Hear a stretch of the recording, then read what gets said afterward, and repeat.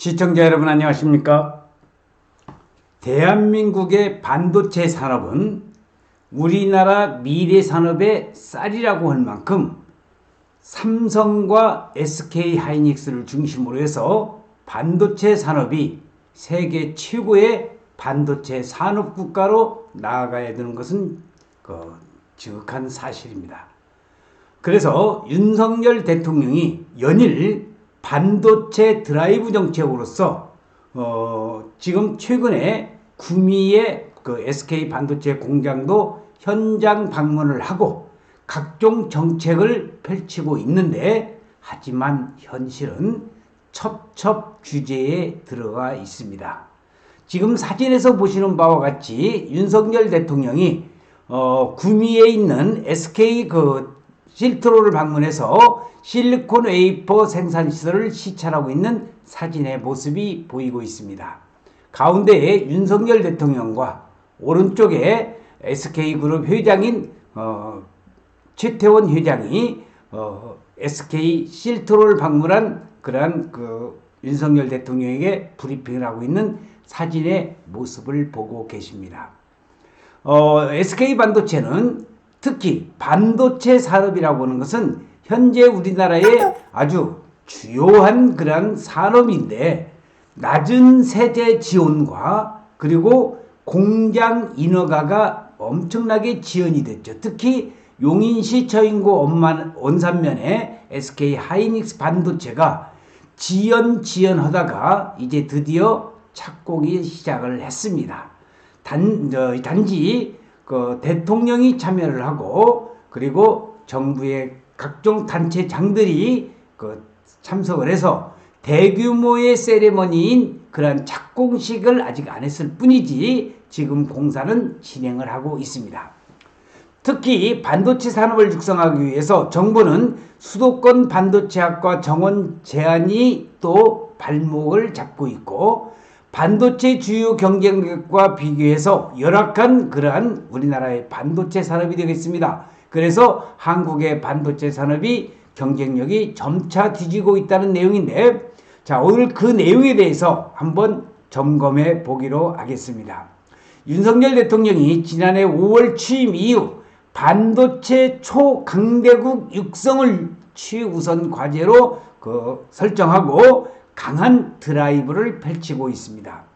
윤 대통령이 반도체 소재 기업 SK 실트론의 투자를 격려한 것도 반도체 산업의 육성을 위한 것이었는데, 하지만 한국 반도체 산업의 현실은 미국에 대비해서 또는 외국에 대비해서 낮은 세액 공제율부터 공장 신증설 인허가 절차 지연 등, 특히 여기 사진에서 보시는 SK 하이닉스 반도체 공장 3년 동안 지연이 됐었죠. 그리고 각종 규제에 첩첩이 갇혀있는 상황이 우리나라 반도체 산업의 현실입니다. 주요 반도체 경쟁국이 잇따라 통큰 지원으로 자국 산업 육성에 속도를 내는 사이에 한국의 경쟁력이 뒤처지고 있다는 지적이 나오고 있습니다. 그래서 윤석열 대통령은 반도체 초강대국의 꿈꾸는 그러한 지표를 최우선 국정과제로 삼고 앞으로 반도체 산업에 적극적인 그러한 드라이브 정책을 펼치겠다는 내용이 되겠습니다. 윤석열 대통령의 반도체에 대한 관심과 애정은 각별합니다. 반도체를 국가 안보의 자산이자 핵심 산업으로 정의한 윤 대통령은 지난해 5월 취임과 함께 반도체 분야에서 초격차 확보를 국정과제로 내걸었습니다. 이종호 과학기술정보통신부 장관은 국무위에서 윤 대통령과 각 부처 장관들을 대상으로 반도체에 대한 이해와 전략적 가치를 주제로 강연을 진행도 하고, 이를 요청한 것도 바로 윤석열 대통령이었습니다. 자, 여기 사진에서 보시는 것은 용인 반도체 클러스터에 126만 평이 개발되고 조성 비용이 무려 122조 원이 들어간다는 용인 SK 하이닉스 반도체가 되겠습니다. 윤 대통령은 정부의 교육 정책도 반도체 연구 생산 인력 확대에 초점을 맞춰왔습니다. 윤 대통령이 교육부의 첫 번째 의무는 산업 발전에 필요한 인재 공급이라고 지적하자 교육부는 부처 합동으로 반도체 인재 양성 방안을 내놓았습니다. 향후 10년간 반도체 인재 15만 명을 육성하고 대학의 반도체 관련 학과 정원을 2,000명으로 늘리겠다는 게 정부의 계획입니다. 자, SK 하이닉스 이니셜이 지금 나오고 있고, 그래서 반도체 세액 공제율이 미국, 대만은 25%, 한국은 8%에 그치고 있다는 겁니다. 하지만 해외 반도체 강국에 비하면 정부의 한국 반도체 기업에 대한 지원은 여전히 열악하다는 평가가 나옵니다. 반도체 산업은 연구부터 생산까지 투자 속도가 곧 생명인데 오히려 낮은 세제 혜택과 각종 규제로 반도체 기업의 속도전에 정부가 발목을 잡고 있는 그런 상황이 되겠습니다. 특히 K반도체 벨트라고 하는 판교, 화성, 그 다음에 기흥을 거쳐서 평택, 천안, 온양까지 걸치는 K자 모양의 일자, 그리고 이천으로 뻗어나가는, 그리고 청주까지 뻗어나가는 그러한 K반도체 벨트의 전략이 2년 전에 나왔었는데, 특히 거기 K반도체 벨트의 중심은 용인 SK하이닉스 반도체입니다. 그래서 이상일 용인 특례시장은 반도체 산업을 용인 미래 산업의 100년 산업의 그런 지주로 삼고 용인 SK하이닉스 반도체를 중심으로 해서 용인 특례시를 반도체 산업 도시로, 세계적인 산업 도시로 우뚝 서겠다는 그런 야심찬 포부도 있습니다. 우선 세액 공제의 경우 해외 주요국에 비하면 반도체 기업을 충분하게 지원하기에 부족하다는 지적이 제기됩니다. 미국은 지난해 7월 통과된 반도체 칩과 과학법, 치스법이라고 하죠. 통해서 반도체 기업의 미국 내 시설 투자액에 25%의 세액 공제를 적용하도록 했습니다. 지금 사진의 모습은 추경호 경제부총리 겸 기재부 장관이 서울 종로구 정부 서울청사 브리핑실에서 반도체 등 세제 지원 강화 방안을 지금 발표하고 있는 사진의 모습을 보이고 있습니다. 정부도 세액 공제 혜택을 높이려고 하고 있습니다. 지난해 국회를 통과한 반도체 특별법, K-칩스법이라고 하는데 여기에 담긴 내용은 대기업의 반도체 시설 투자 세액 공제율을 기존 6%에서 8%로 높인다는 것이었는데, 당초에 여당과 야당이 각 20%, 10%의 세액 공제 등을 제안했지만 기재부는 세액 공제율을 8%라는 정부안을 국회에 제출을 했습니다. 김영선 박사의 부동산 투자 연구소에서는 토지 투자에 있어서 용인시와 안성시를 집중적으로 연구 분석하고 있다는 것을 참고적으로 말씀드리고요. 그러나 이렇게 해서 결국 본회의에서 기재부 안이 통과되었고 대통령실과 당정의 반도체 세제 지원 수준이 엇갈리면서 반도체 특별법은 이도저도 아닌 누더기법이 되어버렸습니다.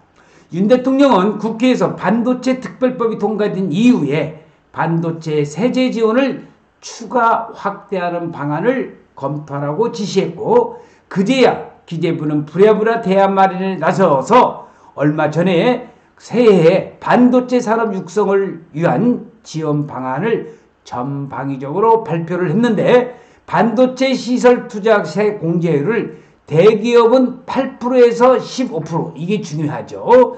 중소기업은 16%에서 25%로 늘리는 것이 바로 핵심 내용이 되겠습니다. 특히 반도체 공장 인허가 지연이 해서 용인 SK 하이닉스 반도체 같은 경우 3년 가까이 지연이 됐는데, 대만 TSMC는 대만의 아주 유명한 반도체 주요 반도체 산업의 대기업인 TSMC의 그런 대만을 펴어라 하는 그런 사진이 나와 있는데, 반도체 공장 설립에 인허가 지연 문제도 한국 반도체 산업의 발목을 잡고 있는데, 수도권에 공장 하나 지으려면 수년이 걸리는 이런 까다로운 심사를 거쳐야 한다는 지적입니다. 미국 1위 메모리 기업인 마이크론은 지난해 10월 뉴욕에 신공장을 짓겠다고 발표를 해서 준공 일정을 3년 뒤인 25년으로 결정을 했습니다. 반면에 SK하이닉스 경우 용인 반도체 클러스터는 2019년 공장 부지를 선정했지만 수도권 규제에 애유를 적용하고 토지 보상, 용수 인허가 등이 번번이 발목에 잡혀 8년 만인 2027년에야 가동이 예상되는 상황이라고 한다면 그만큼 미국과 우리 대한민국은 특히 이런 기업의 설립에 있어서 규제에 있다는 것도 참고적으로 알아두시기 바랍니다. 김영선 박사와 함께하는 용인 안성시 토지 투어 및 현장 탑사, 매주에 한 번씩 용인, 평택, 안성시 토지 투어를 하면서 그 지역에 개발되는 현황과 특히 포커스를 삼성반도체와 원산면에 있는 용인 SK하이닉스 반도체를 포커스를 두면서 안성시에 개발되는 현황을 직접적으로 발로 뛰면서 현장을 투어하는 김영선 박사와 함께하는 토지 투어 및 현장 탑사, 관심이 있으신 분들은 위에 있는 전화번호로 전화를 주시면 되겠습니다.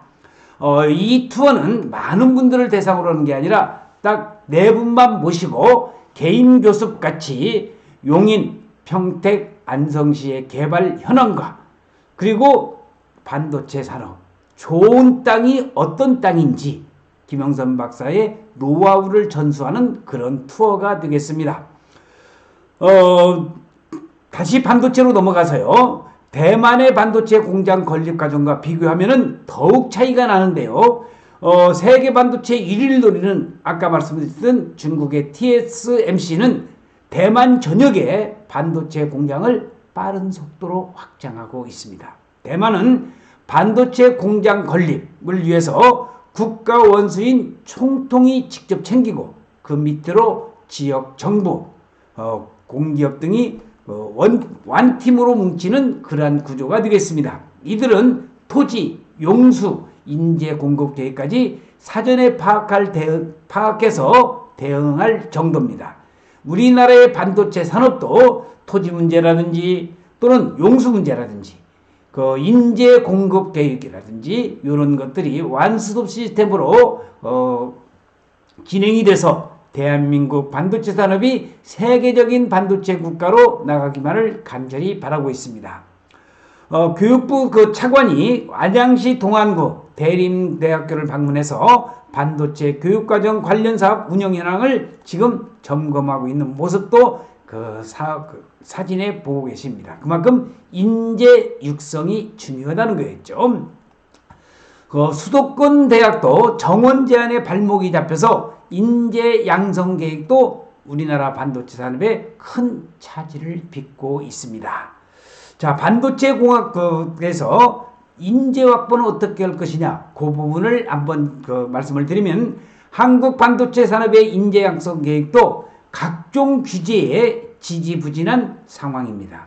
당장 수도권 대학의 반도체 관련 학과 정원을 제한하는 규제를 완화할 필요가 있다는 주장이 나오고 있고, 현재 수도권의 반도체 관련 학과 정원을 늘리려면 다른 학과 정원을 줄여야 하는데, 하지만 각과마다 이해관계가 얽혀 있어서 대학이 자체적으로 해결하는 것은 사실상 불가능할 정도입니다.